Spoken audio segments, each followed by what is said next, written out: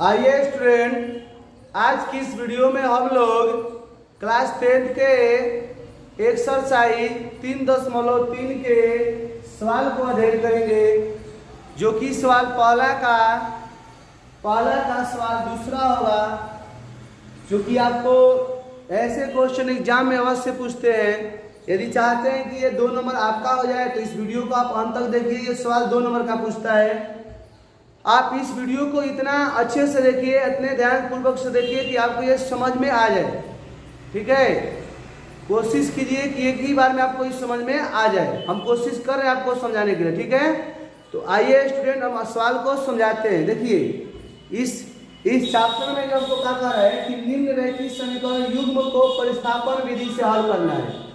तो देखिए, जिस क्वेश्चन को आपको प्रतिस्थापन विधि से हल करने के लिए बोल देगा, तो उसमें किसी एक समीकरण को प्रतिस्थापित करिए, चाहे 1 को करिए चाहे 2 को करिए। अगर 1 को आप करते हैं तो 2 में रखिएगा, 2 को करते हैं तो 1 में रखिएगा। तो देखिए, समीकरण 1 का दिया है s - t बराबर 3 दिया है।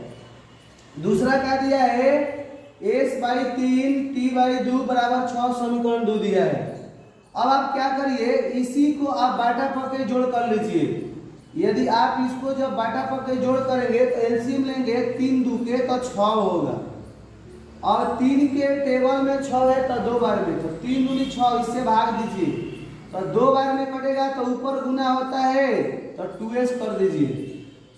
अब ये 2 से 6 कटेगा तो 2 2 4 6, 3 बार में कटेगा तो 3t लिख दीजिएगा।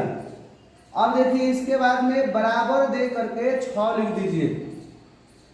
अब क्या करिए कि ज्यों के त्यों इसको उतारिए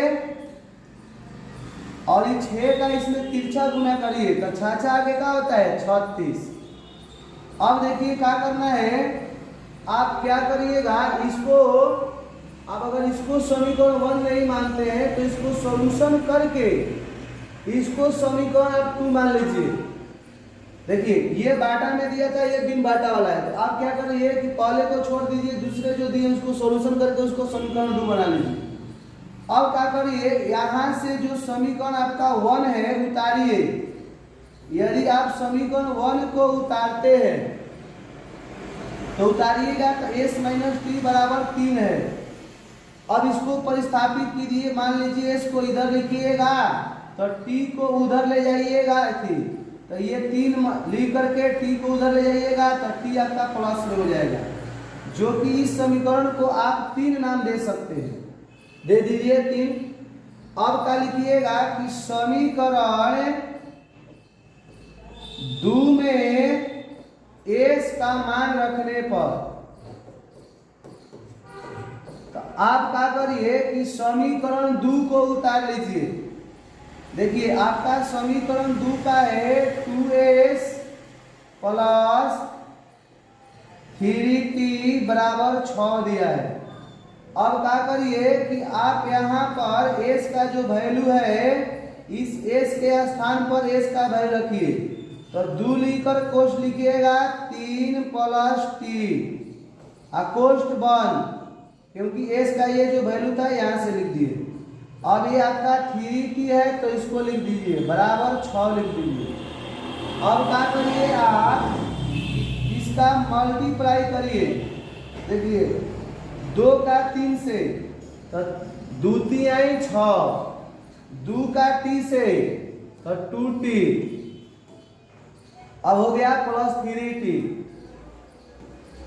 अब क्या करिए, 6 उधर है, देखिए यहाँ पर छूटा हुआ है, देखिए कौची, जब 6 में 6 से गुना किए हैं तो यहाँ 36 हो जाएगा, और कहीं छूटा है, हाँ, यहाँ पर क्या होगा 3 होगा, और यहाँ पर क्या होगा 3 होगा, यानी इसके इक्वल का है 36 है। अब देखिए, 6 के 6 लिखिए, और 3 गो और 2 गो 5t, और ये 36 का 36 लिखिए। अब इस 6 को उस पार कीजिए जात जात में, तो 36 में से आप 6 को घटाओगे। जब 36 में से आप 6 को घटाओगे तो आपके पास 30 आएगा। अब t लिख करके 30 लिख करके इसके बाटा में 5 लिख दीजिए, तो 5 के टेबल में पढ़ोगे तो 30 आएगा, 5 छक्का 30, तो टी बराबर आपका 6 हो गया। यानी टी का मान निकलना था और इसके बाद क्या निकलना है, एस का मान, क्योंकि दो समीकरण में एस और टी दिया है। अब क्या रखेंगे कि समीकरण 3 में टी का मान रखने पर आपका समीकरण देखिए, समीकरण आपका 3 का है, एस बराबर 3 प्लस टी, एस बराबर 3 प्लस टी का वैल्यू 6, तो एस बराबर आपका 9 हो गया। आप यहाँ पर अतः लिख सकते हो अंत में कि एस का वैल्यू जो आपका आया है वह 9 आया है, और जो टी का आपका वैल्यू आया है वह 6 आया है। यह आपका आंसर होगा। तो बताइए स्टूडेंट, यह वीडियो आपको कैसा लगा? यदि अच्छा लगा तो मेरे चैनल को सब्सक्राइब कर दीजिएगा। मेरे चैनल का नाम है RK सर राजपूत। अब इसको नोट कर लीजिए, स्क्रीनशॉट ले सकते हैं।